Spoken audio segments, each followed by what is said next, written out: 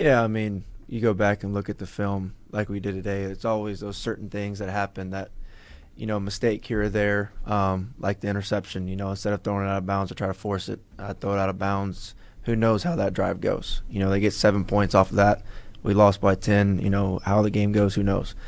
So it's just little things like that, and that's stuff it's easily fixed. Because, it's just mental error. For me, it's just easiest throwing the ball out of bounds, going in 2nd and 10.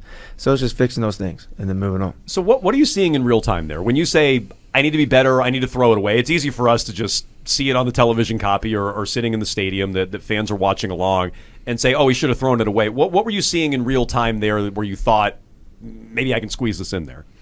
Yeah, looking back at it, it's probably not the right idea of what I did. I was trying to make a play and understanding, the situation that we were in. We were inside our own 25. It was first down. It was the start of the second half for us.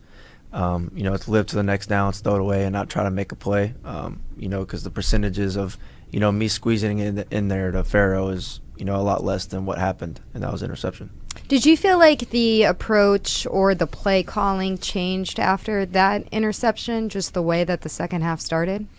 No, ma'am. To be honest, I think OB called a great game.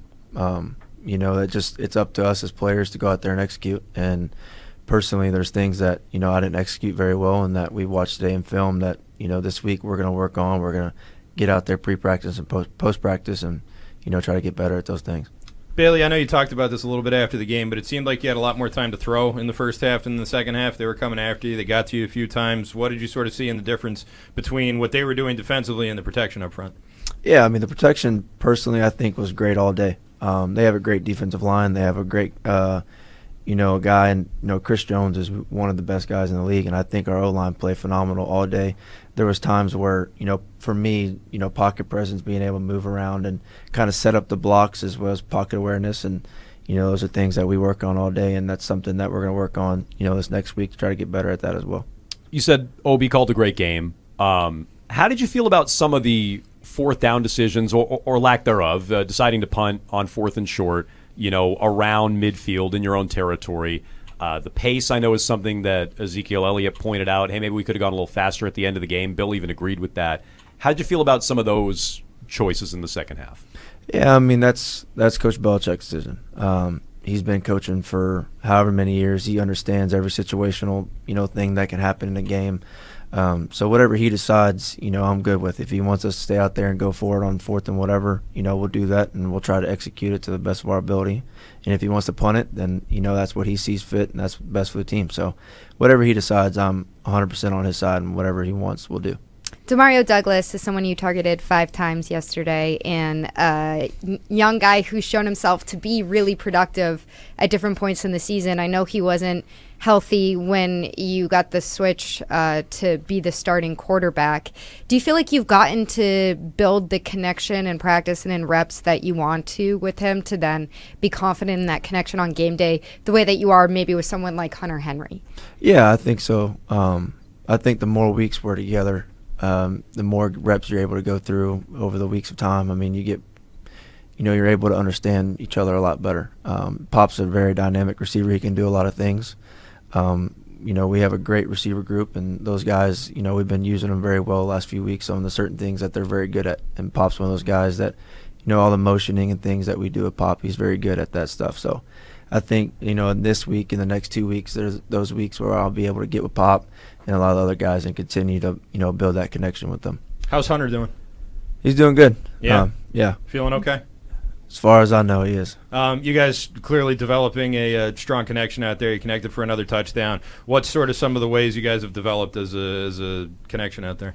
Yeah, that play specifically, he's kind of like my last read. So, he ran a good route on linebacker, and he was able to get open. He does that a lot. He's able to get open on quite, really anybody. So he's a mismatch for us as quarterbacks, and he's, it's comfortable for us to know that we have a guy like that out there. When stuff kind of is breaking down, that he's going to be there and be, there for the QB.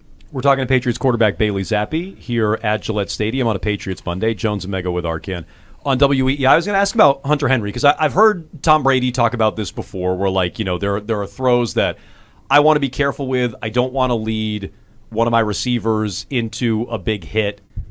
We saw Henry kind of hobble off a couple of different times yesterday. Do you feel any responsibility on those hits? Like, how do you feel as a quarterback when you see a player like that go off?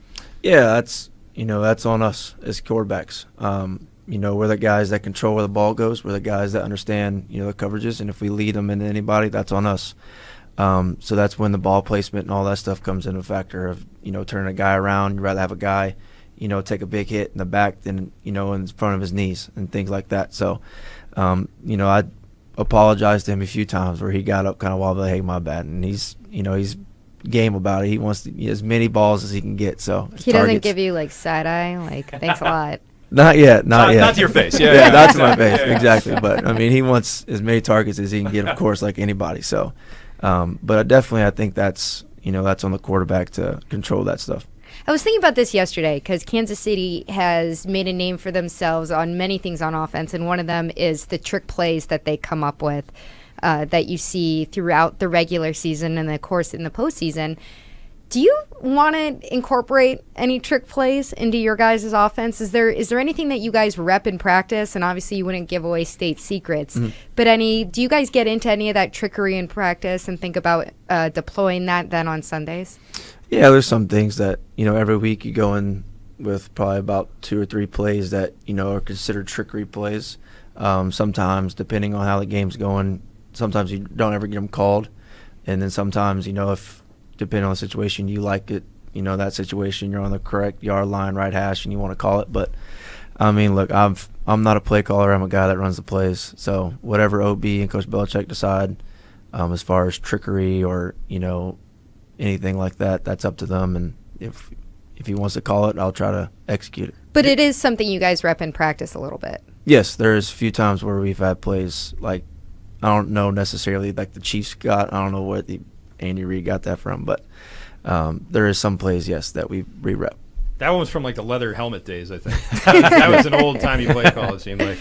Bailey, your coaches have called you sort of a guy who's not a roller coaster, sort of even-keeled and all that. Is there still something, a little extra that you want to put into a game when you see Patrick Mahomes over on the other side, or is it just another game against another quarterback? Yeah, you try to make it just like another game. He's one of probably the best in the league, one of the best.